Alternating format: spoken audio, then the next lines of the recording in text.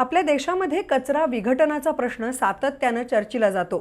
या कचऱ्याबरोबरच आता ई कचऱ्याची समस्या मोठ्या प्रमाणात भेडसावू लागली आहे। वापरात नसलेल्या किंवा बाद झालेल्या इलेक्ट्रॉनिक वस्तू आणि साहित्याची विल्हेवाट कशी लावायची हा प्रश्न जगभर दिवसेंदिवस गंभीर बनत चाललाय। ई कचऱ्यामधील काही घटक आरोग्यासाठी अत्यंत धोकादायक असल्याने त्याची विल्हेवाट अत्यंत काळजीपूर्वक लावण्याची गरज असते। या समस्येबाबत प्रबोधन करण्यासाठी आजचा दिवस जागतिक ई कचरा दिन म्हणून पाळला जातो। त्यानिमित्त ई कचऱ्याच्या समस्येवर प्रकाशझोत टाकणारं बी न्यूजचं विशेष वृत्त। 14 ऑक्टोबर हा दिवस जागतिक ई कचरा दिवस म्हणून जगभर पाळला जातो।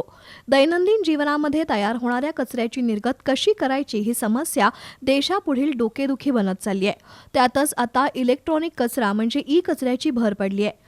माहिती तंत्रज्ञानाचा स्फोट झाल्यापासून जगभर इलेक्ट्रॉनिक वस्तूंचा वापर अमर्यादपणे होऊ लागलाय। त्यामुळे तितक्याच मोठ्या प्रमाणात ई कचराही निर्माण झालाय।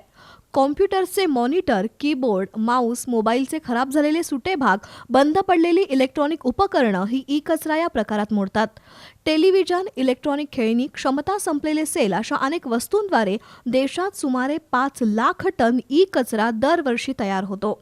विशेष म्हणजे पर्यावरण आणि मानवी आरोग्यासाठी अत्यंत धोकादायक असलेल्या ई कचऱ्याची सर्वाधिक निर्मिती महाराष्ट्रात होत असल्याचं आढळलंय। दरवर्षी राज्यात सुमारे 50,000 टनाहून अधिक ई कचरा तयार होतोय। महाराष्ट्राखालोखाल आंध्र प्रदेश, तामिळनाडू, उत्तर प्रदेश, पश्चिम बंगाल या राज्यांमध्ये मोठ्या प्रमाणात ई कचरा तयार होतो।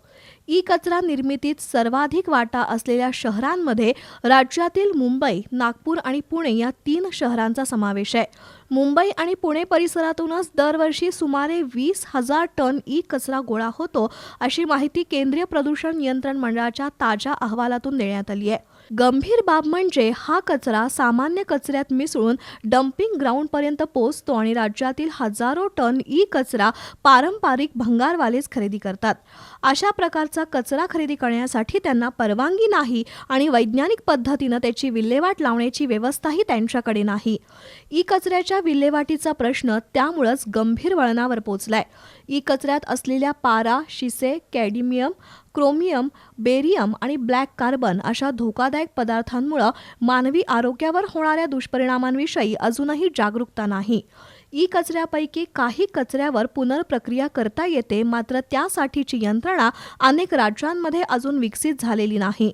महाराष्ट्राची ही पुनर्प्रक्रियेची क्षमता केवळ 24,000 टन असून अजूनही ई कचरा पुनर्प्रक्रियेबाबत सरकार उदासीन आहेत। ई कचऱ्याचं व्यवस्थापन करून तो नष्ट करण्यासाठी 2008 मध्ये केंद्रीय प्रदूषण नियंत्रण मंडळानं काही नियम बनवले होते।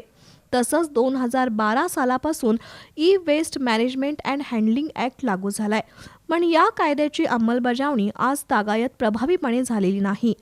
संयुक्त राष्ट्र पर्यावरण संरक्षण संस्थेच्या अहवालानुसार पुढील दशकभरात भारतासारख्या देशात मोबाईल फोन आणि कॉम्प्युटरमुळे तयार होणाऱ्या ई कचऱ्याच्या प्रमाणात सुमारे 500% प्रचंड वाढ होणार आहे। त्यामुळे ई कचऱ्याचा प्रश्न गंभीर होण्याची शक्यता आहे। त्यासाठी भविष्यातील ई कचऱ्याचा धोका ओळखून जिल्हा स्तरावर ई कचरा विल्हेवाट आणि पुनर्निर्माण केंद्र निर्माण करण्याची गरज आहे, यात शंका नाही। बी न्यूजसाठी कॅमेरामन प्रशांत आयरेकरसह ताज मुलाणी।